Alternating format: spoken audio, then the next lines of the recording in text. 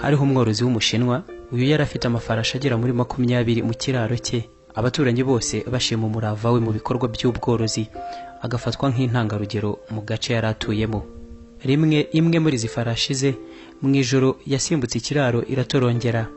Bukeye abaturanyi barabimenya, barahurura, baza bamwihanganisha bati nyabuneka wihangane, iki ni icyago rwose kubura ifarashi waruhiye mu myaka yose uyorora, siko bibona?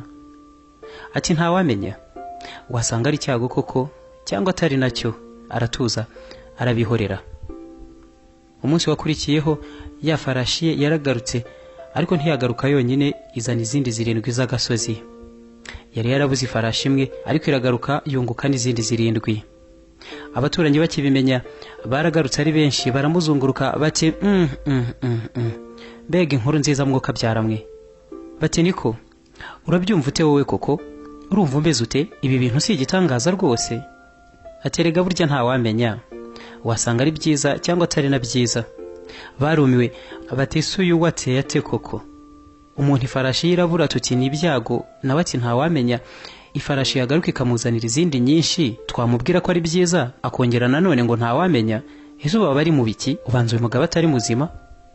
Haciyeho iminsi 5 nuko umuhungu w'uyu mworozi agerageza kumenyereza za farashi z'agasozi zagarukanye n'iyari yarabuze, azimenyereza ngo zibane n'abantu babashe no kuzurira bagendere ku migongo yazo.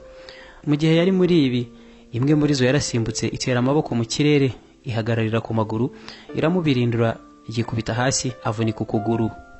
Abaturanyi bakibyumva bati n'ukuri rwose mwihangane, twumvise ko umuhungu wawe yavunitse ukuguru azize za farashi z'agasozi, noneho n'ibyago rwose, kandi turabyibuka utubwira ko ntawamenya, mu gihe twe twumvaga ari ibintu byiza kuba wungutse izindi farashi. Dutangiye kubona ko ntawamenya koko. Noneho rero uyu muhungu wawe muvuze rwose, ariko ibi ni ibyago pe. Wa mworozi nanone aterega ntimushobora kumenya niba ari ibyago cyangwa ari umugisha. Ntawamenya. Abaturanyi barumiwe batuyubanza nta cyiza cyangwa ikibazi, nimuhogi twitahire. Umunsi wakurikiyeho abasirikare baje gutwara abana b'abahungu ngo babajyane mu gisirikare ku ngufu, kuko igihugu cyari kimaze kugabwaho ibitero. Abahungu baba abaturanyi bose babakusanirije hamwe barabajyana, ariko bageze mu rugo rwa wa mworozi, umuhungu we baramusiga kuko yari yaravunitse ukuguru.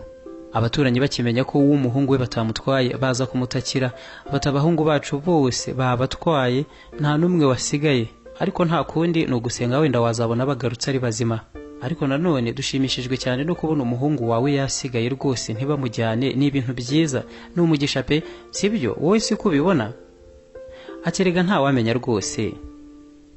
Ntawamenya. Uyu mugani cyangwa igitekerezo cy'umworozi w'umushinwa gishingiye ku cyitwa Downistic attitude.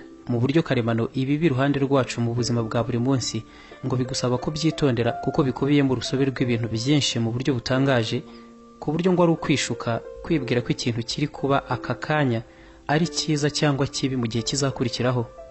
Ntawamenya.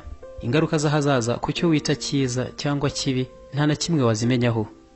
Ngo ushobora kuzamukana ubwirasi n'ibikabyo bitabarika ngo waguze imodoka y'agatangaza, kandi ari isanduku igenda igiye kugutwara ubuzima cyangwa kukumugaza mu minsi mike ukimara kuyigura. Uburyo wabyitaga byiza birashoboka ko atari ko wakomeza kubifata. Ntawamenya.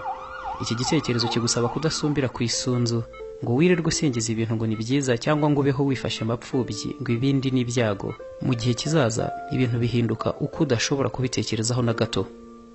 Ntawamenya.